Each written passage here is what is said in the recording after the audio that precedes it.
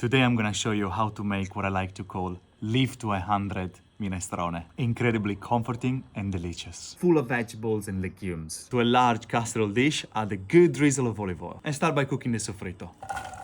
I don't use any vegetable stock for this one, so I'm gonna build those flavors using sun-dried tomatoes, garlic, parsley and basil. First vegetables, they already had about 5 minutes of cooking. And now we can go with our sun-dried tomatoes and garlic, followed by parsley and basil.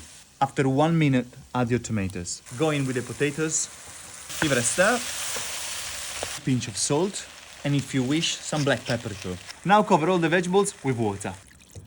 Bring it to a boil, cover it and cook it for half an hour. I feel like a witch. For green leafy vegetables, you can use anything in season. You can use Savoy cabbage, chard or cavolo nero. Now the final touches. Cabbage, chickpeas, and the beans. Make sure to cover everything again with the water. Give the final stir, cover it and cook it for 5 more minutes. Now that the minestrone is ready, we're gonna taste it and adjust for seasoning. And it's time to serve up. And now the broth. You can either serve it with Parmesan cheese on top and a drizzle of olive oil. Or since this is cucina povera, you can use pan grattato. Grated stale bread.